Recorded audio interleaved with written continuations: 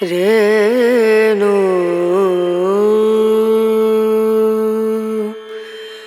ರನ ರನ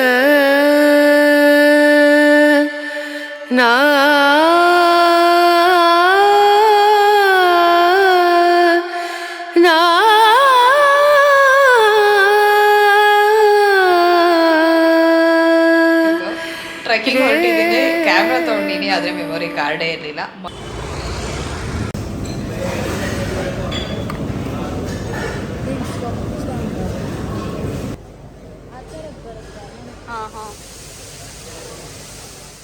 ರನ ರನ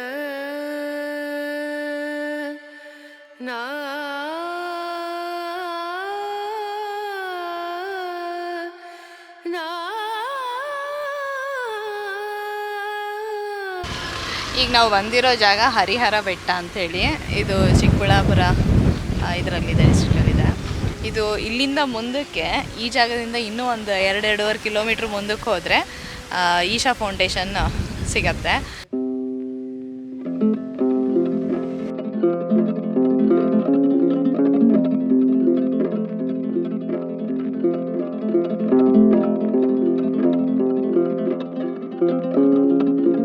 ಅಲ್ಲಿ ತನಕ ಹೋದ್ವಿ, ನಿಮಗೆ ಎಲ್ಲಿ ಕಾಣಿಸ್ತಿದೆಯಲ್ಲ ಗೊತ್ತಿಲ್ಲ, ಇಲ್ಲಿ ತನಕ ಹೋದ್ವಿ.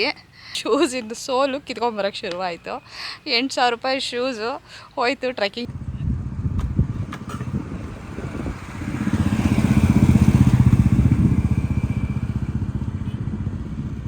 ನ್ಯೂ ಮಾಡರ್ನ್ ಹೋಟೆಲಲ್ಲಿ ಸ್ವೀಟ್ಸ್ ಎಲ್ಲ ನಾನು ನಿಮಗೆ ತೋರಿಸಿದೆ. ಬೆಳಗ್ಗೆ ಬ್ರೇಕ್ಫಾಸ್ಟ್ ಎಲ್ಲ ತಿಂದು ವಾಪಸ್ ಹೊರಡ್ಬೇಕಾರೆ. ಸೊ ಬಾದಾಮಿ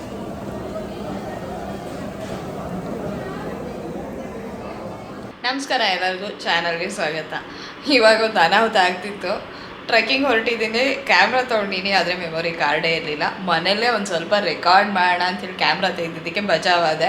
ದೇವ್ರ ಬುದ್ಧಿ ಕೊಟ್ಟ, ಈಗಲೇ ಒಂಚೂರು ರೆಕಾರ್ಡ್ ಮಾಡು ಅಂತೇಳಿ ಹಾಗೆ ಮಾಡೋಕ್ಕೆ ಹೋಗಿ ಗೊತ್ತಾಯಿತು ಮೆಮೊರಿ ಕಾರ್ಡ್ ಹಾಕಿಲ್ಲ ಅಂಥೇಳಿ.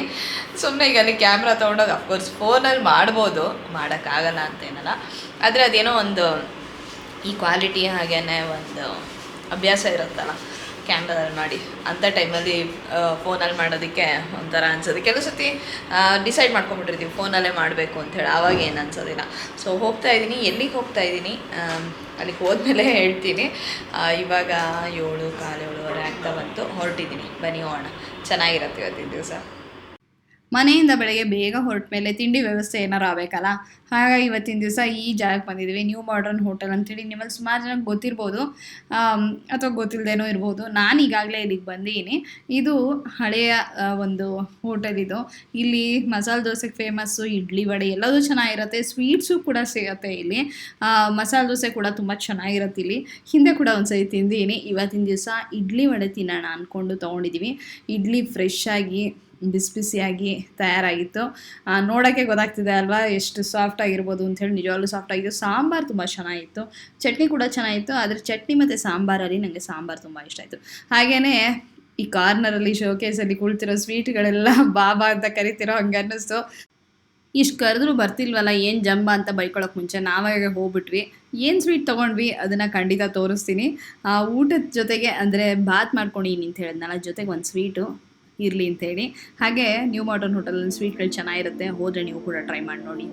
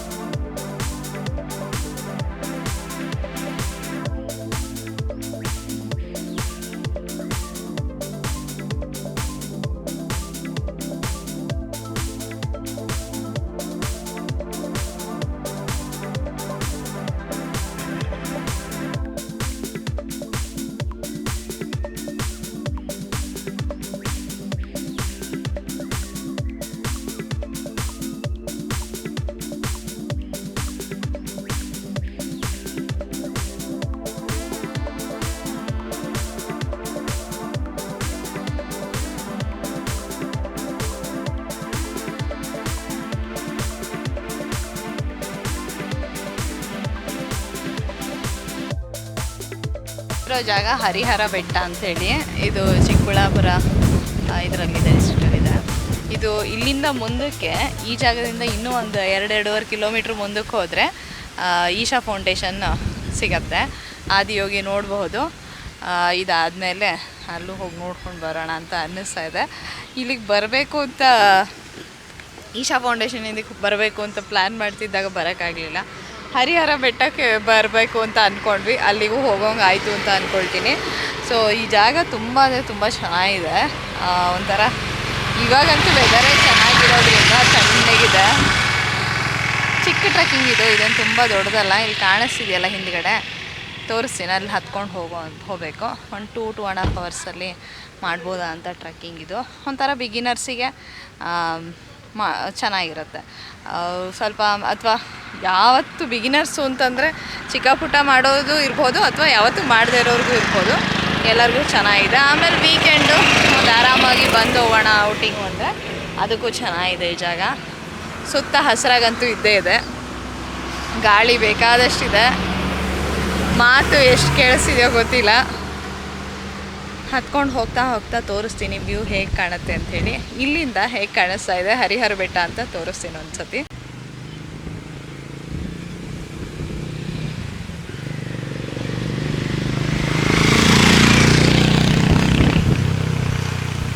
ಇದು ದೂರದಿಂದ ಈ ರೀತಿ ಕಾಣಿಸೋದು. ಹತ್ಕೊಂಡು ಹೋಗೋದಕ್ಕೆ ಇಲ್ಲಿ ದಾರಿ ಇದೆ, ಇಲ್ಲಿಂದ ಹತ್ಕೊಂಡು ಹೋಗಬೇಕು. ಇಲ್ಲಿಂದ ಹತ್ತಕ್ಕೆ ಶುರುವಾಯಿತು. ಮೇಲ್ಗಡೆ ಹರಿಹರೇಶ್ವರನ ದೇವಸ್ಥಾನ ಇದೆ. ಅಲ್ಲಿಂದ ಮುಂದಕ್ಕೆ ಇನ್ನೆಷ್ಟು ಹೋಗೋಕ್ಕೆ ಬಿಡ್ತಾರೋ ಗೊತ್ತಿಲ್ಲ. ನೋಡಿ, ಈ ಥರ ಬಾಟ್ಲ್ ಎಸೆಯೋದು. ನಮಗೆ ಪ್ರಕೃತಿನ ಗೌರವಿಸಿ ಆರಾಧಿಸಿ ಪೂಜಿಸೋ ಇದೇ ಇಲ್ಲ. ಎಲ್ಲ ಸುಂದರವಾದ ಜಾಗ ಕಾಣ್ತು ಅಂದರೆ ಅದನ್ನು ಹಾಳು ಮಾಡೋದೆ. ಕಸನ ಮನೆಯಿಂದ ತಂದಿದ್ದ ಕಸನ ವಾಪಸ್ ಮನೆಗೆ ತೊಗೊಂಡೋಗಿ ವಿಂಗಡಣೆ ಮಾಡೋದು ಕಲ್ತ್ಕೊಳ್ತಿದ್ರೆ ಎಲ್ಲ ಸುಂದರವಾಗಿರೋ ಜಾಗಗಳನ್ನ ಕಳ್ಕೊತೀವಿ. ಮೋಡ ಯಥೇಚ್ಛವಾಗಿದೆ, ಬಟ್ ಮಳೆ ಬರ್ದಿದ್ರೆ ಸಾಕು.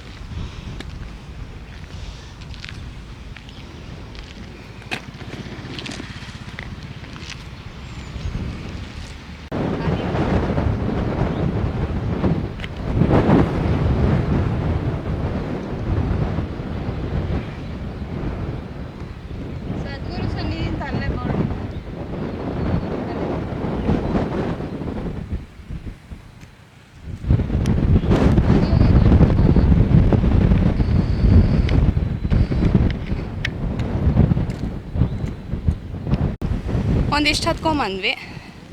ಇನ್ನೊಂದು ಸ್ವಲ್ಪ ದೂರ ಹೋದರೆ ದೇವಸ್ಥಾನ ಇದೆ. ಬಿಗಿನರ್ಸಿಗೆ ಬೆಸ್ಟು ಹೇಳಿ ಮಾಡಿಸಿದ್ದು. ನಿಮಗೂ ಟ್ರೆಕ್ಕಿಂಗ್ ತೋರಿಸಿ ಎಷ್ಟೊಂದು ದಿವಸ ಆಗಿತ್ತಲ್ಲ, ಸೊ ಅದಕ್ಕೆ ಇವತ್ತು ವ್ಲಾಗ್ ಮಾಡೋಣ ಅಂಥೇಳಿ. ಇಲ್ಲಿಂದ ವ್ಯೂ ಚೆನ್ನಾಗಿದೆ. ಇಲ್ಲಿ ಕಾಣಿಸ್ತಿದೆ ಅಲ್ಲ, ಜನನೂ ಅಷ್ಟಿಲ್ಲ. ಅದು ಹೇಳೋಕ್ಕೂ ಭಯ ಆಗತ್ತೆ. ಹೇಳೋಷ್ಟು ಬಂದು ಗಲೀಜು ಮಾಡಿದ ಹಾಗೆ ನೋಡ್ಕೊಂಡು ಹೋದರೆ ಒಳ್ಳೆಯದು. ಕಸ ಎಸೆಯೋದು, ಬಾಟ್ಲ್ ಎಸೆಯೋದು ಅದೆಲ್ಲ ಮಾಡಿದೆ. ಬಂದ್ಬಿಟ್ಟು ಇಲ್ಲಿ ಹತ್ತಿ ಈ ನೇಚರಿನಲ್ಲಿ ಆನಂದ ಅನುಭವಿಸಿ ಕಸ ಏನೂ ಹಾಕಿದೆ.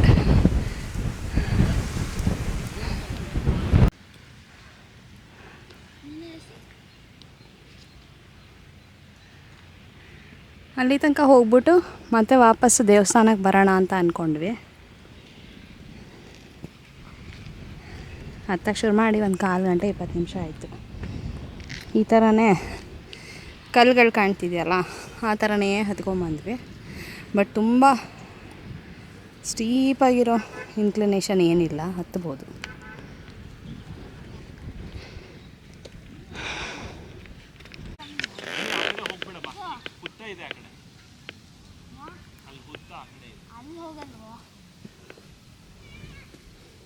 ಇದು ಮೀ ಅಂತಿದೆ.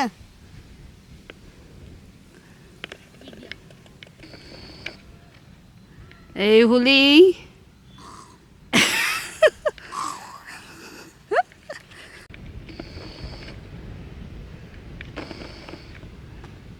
ಓಯ್ ಹುಲಿ ಹುಲಿ.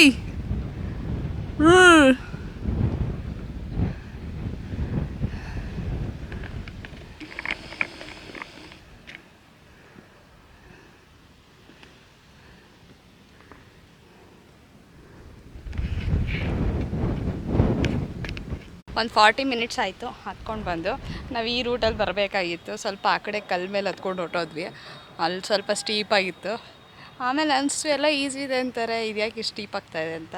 ಆಮೇಲೆ ಈ ಕಡೆ ಕೇಳಿದ್ರೆ ಆ ರೋಡ್ ಆ ಕಡೆ ಎಲ್ಲ ಈ ಕಡೆ ಬನ್ನಿ ಅಂದರು. ಸೊ ಇವಾಗ ನೋಡೋಣ ಅಲ್ಲಿ ತನಕ ಫುಲ್ ಇಲ್ಲಿ ತನಕ ಹೋಗ್ತೀವ ಅಥವಾ ಇಲ್ಲೆಲ್ಲಾರೋ ಹೋಗ್ಬಿಟ್ಟು ವ್ಯೂ ಇಲ್ಲಿಂದನೂ ಚೆನ್ನಾಗೇ ಇದೆ. ಮೋಡ ಎಲ್ಲ ಕ್ಲಿಯರ್ ಆಯ್ತು. ಈ ಕಡೆ ಇದ್ದಿದ್ದು ಬಿಸಿಲು ಬರ್ತಾಯಿದೆ. ಮಳೆ ಬರೆದಿದ್ರೆ ಸಾಕು, ಯಾಕೆಂದರೆ ಮಳೆ ಬಂದುಬಿಟ್ರೆ ಇಳಿಯೋಕ್ಕೆ ಕಷ್ಟ ಆಗುತ್ತೆ.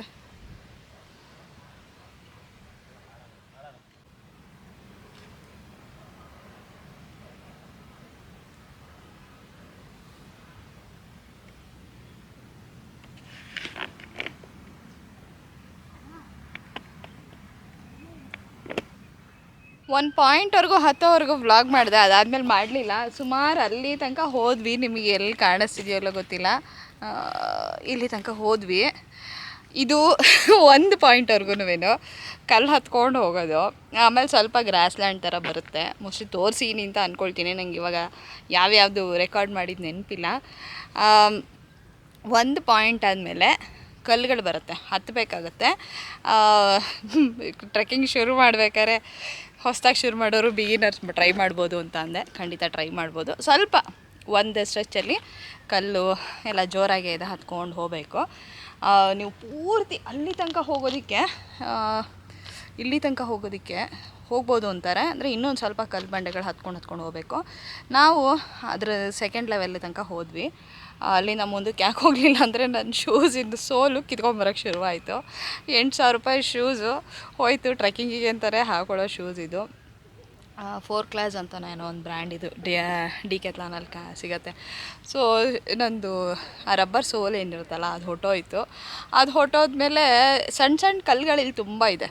ಅದೆಲ್ಲ ಸಿಗಾಕೊಂಡು ಕಲ್ಲು ಬಂಡೆ ಹತ್ತಬೇಕಾದ್ರೆ ಜಾರಕ್ಕೆ ಶುರುವಾಯಿತು. ಸೊ ಒಂಥರ ಕಾನ್ಫಿಡೆನ್ಸ್ ಕಡಿಮೆ ಆಗ್ಬಿಡುತ್ತೆ. ಹಾಗೂ ಅಲ್ಲಿ ತನಕ ಹೋಗಿ ಹತ್ಕೊಂಡ್ಬಂದ್ವಿ. ತುಂಬ ಏನು ಸಮಯ ತೊಗೊಳೋದಿಲ್ಲ. ನೀವು ಒಟ್ಟಿಗೆ ಒಂದು ಸತಿ ಹತ್ತಿ ಮೇಲೆ ಒಂದು ಸ್ವಲ್ಪ ಹೊತ್ತು ಕೂತ್ಕೊಂಡು ಎಲ್ಲ ಒಂದು 2-3 ಅವರ್ಸಲ್ಲಿ ಮಾಡ್ಕೋಬೋದು. ತುಂಬ ನಿಧಾನಕ್ಕೆ ಹತ್ತೀರ ಅಂದರೆ ಒಂದು 3-4 ಅವರ್ಸ್ ಅಂತ ಇಟ್ಕೋಬೋದು. ಅದು ಬಿಟ್ಟರೆ ಏನಿಲ್ಲ. ಅಲ್ಲಿ ಸುಮಾರು ಅಷ್ಟು ದೂರ ಹೋದ ಮೇಲೆ ಅಲ್ಲಿಂದ ಕಲ್ಲು ಬಂಡೆಗಳೆಲ್ಲ ದಾಟ್ಕೊಂಡು ಹೋಗ್ತಿದ್ದಾಗ ಚಿಕ್ಕ ಕಲ್ಲೆಲ್ಲ ಶೂಸಿಗೆ ಹಾಕ್ಕೊಂಡು ಭಾರಿ ಕಷ್ಟ ಆಗಕ್ಕೆ ಶುರುವಾಯ್ತು ನನಗೆ. ಗ್ರಿಪ್ಪೇ ಇಲ್ದಂಗೆ ಒಂದು ಕಾಲಿಂದ ಕಿತ್ತೋಗ್ಬಿಟ್ಟಿದೆ, ಇನ್ನೊಂದು ಕಾಲಿಂದ ಇದೆ. ಸರಿ ಅಂತೂ ಇದೊಂದು 4-5 ಟ್ರೆಕ್ಕಿಂಗು, ಹಿಮಾಲಯ ಟ್ರೆಕ್ಕಿಂಗು, ಇದು ಇನ್ಯಾವುದು ವೆಸ್ಟರ್ನ್ ಘಾಟು ಎಲ್ಲ ನೋಡಿದ್ದು ಅಂತೂ ಇಲ್ಲಿಗೆ ಮುಗೀತು.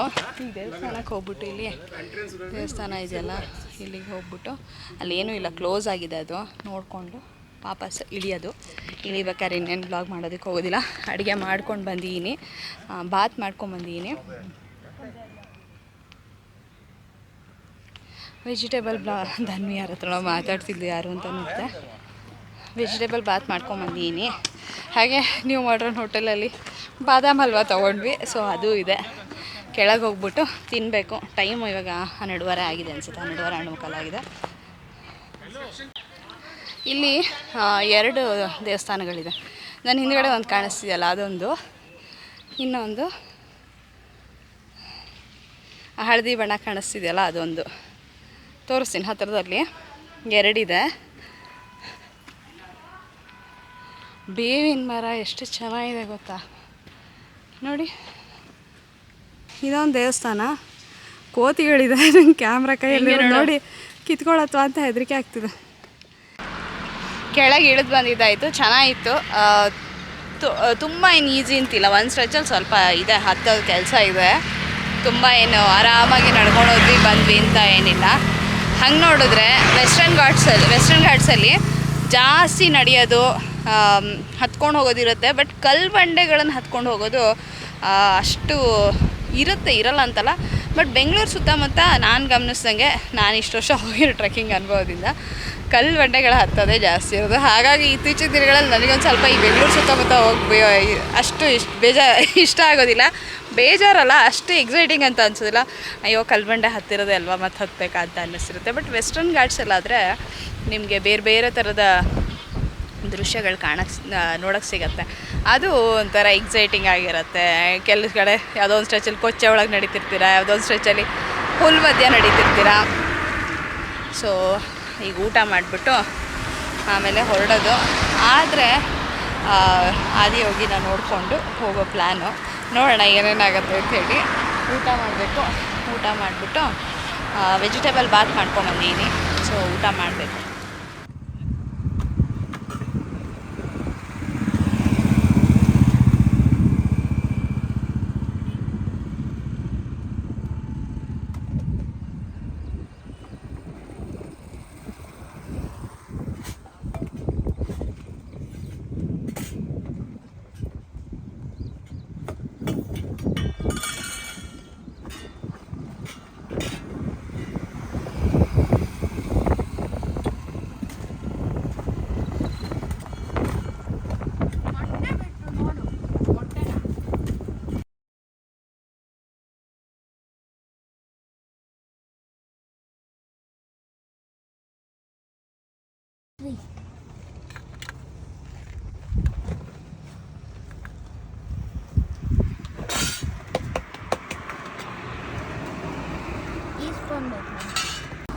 ನ್ಯೂ ಮಾಡ್ರನ್ ಹೋಟೆಲಲ್ಲಿ ಸ್ವೀಟ್ಸ್ ಎಲ್ಲ ನಾನು ನಿಮಗೆ ತೋರಿಸಿದೆ. ಬೆಳಗ್ಗೆ ಬ್ರೇಕ್ಫಾಸ್ಟ್ ಎಲ್ಲ ತಿಂದು ವಾಪಸ್ ಹೊರಡ್ಬೇಕಾರೆ. ಸೊ ಬಾದಾಮ್ ಹಲ್ವಾ ಇತ್ತು, ತೊಗೊಳ್ಳೋಣ ಅಂತ ತೊಗೊಂಡು. ಬೇರೆ ಎಲ್ಲ ಇತ್ತು. ಮೂರು ಪ್ಯಾಕೆಟ್ ಈ ಥರದ್ದು, ಇಷ್ಟೇ ಪುಟ್ಟದು ಪಾರ್ಸಲ್ಲಿ ಕೊಡಿದ್ವಿ. ಈ ಥರ ಕವರಲ್ಲಿ ಹಾಕ್ಕೊಟ್ರು. 3ಕ್ಕೆ ಇಷ್ಟು ಕ್ವಾಂಟಿಟಿ. ಒಂಚೂರು ತಿಂದೀನಿ ಬಟ್ ಇಷ್ಟು ಕ್ವಾಂಟಿಟಿಗೆ ಒಂದೊಂದಕ್ಕೆ 55-60 ರೂಪಾಯಿ ಇಷ್ಟು ಕ್ವಾಂಟಿಟಿಗೆ. ಸೊ ರುಚಿ ಅಂತೂ ತುಂಬ ಅಂದರೆ ತುಂಬ ಚೆನ್ನಾಗಿದೆ. ಬಾದಾಮಿ ಟೇಸ್ಟ್ ಬರ್ತಿದೆ. ಜಾಸ್ತಿ ಮಿಲ್ಕ್ ಪೌಡ್ರೋ ಖೋವಾನೋ ಅಥವಾ ತುಂಬ ತುಪ್ಪನೋ ಏನೂ ಟೇಸ್ಟ್ ಬರ್ತಿಲ್ಲ.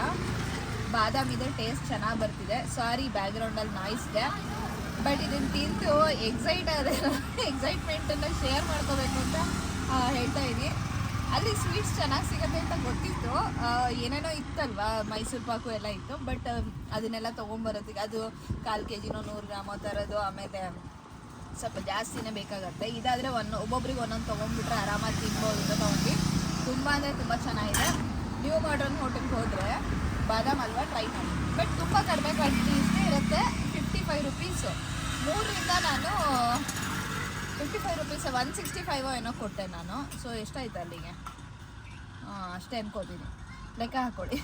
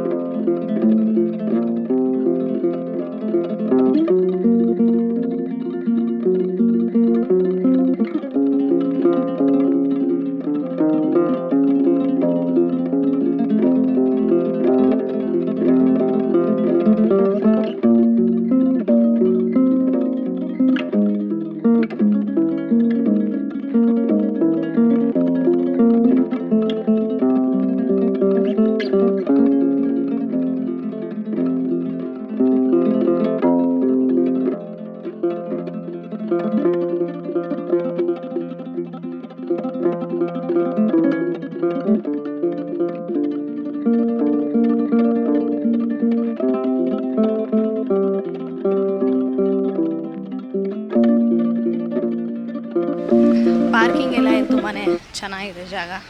ಬೇಕಾದಷ್ಟಿದೆ. ನೀಟಾಗಿ ಪಾರ್ಕಿಂಗ್ ಮಾಡಿಬಿಟ್ಟು ಹೋಗ್ಬೋದು. ಮೋಸ್ಟ್ಲಿ ಈಗ ಬರೋ ರೋಡು ಮುಂಚೆ ಚೆನ್ನಾಗಿರಲಿಲ್ಲ ಅಂತ ತುಂಬ ಜನ ಹೇಳೋದು ಕೇಳಿದ್ದೆ. ಮೋಸ್ಟ್ಲಿ ಅದನ್ನು ಚೆನ್ನಾಗಿ ಮಾಡಿಸಿದ್ರು ಅನಿಸುತ್ತೆ. ಇವಾಗಂತೂ ರೋಡ್ ತುಂಬ ಚೆನ್ನಾಗಿದೆ, ಏನು ಯೋಚನೆ ಮಾಡಬೇಕಾಗಿಲ್ಲ, ಆರಾಮಾಗಿ ಬರ್ಬೋದು. ಸಾಕಷ್ಟು ಜನ ಇದ್ದಾರೆ, ವೀಕೆಂಡ್ ಅಲ್ವಾ.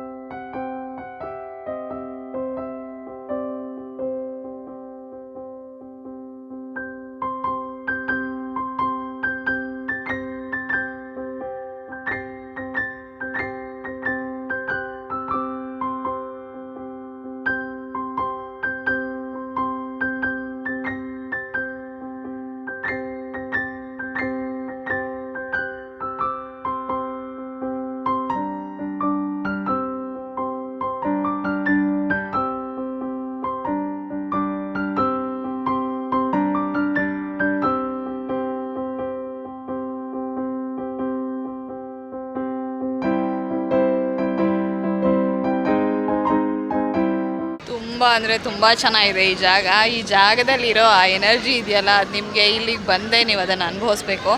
ವಿಡಿಯೋದಲ್ಲಿ ನೀವು ನೋಡಿ ಕಣ್ಣು ತುಂಬ್ಕೋತೀರಾ, ಆದರೆ ಈ ಜಾಗಕ್ಕೆ ಬಂದು ಆ ಎನರ್ಜಿ ಆ ಒಂದು ಇದಿದೆಯಲ್ಲ, ಆಶೀರ್ವಾದ ಪಡ್ಕೊಳ್ಳೋದಿದೆಯಲ್ಲ, ಅದರಂತೂ ಖಂಡಿತ ಇಲ್ಲಿಗೆ ಬಂದ್ರೇ ಸಾಧ್ಯ.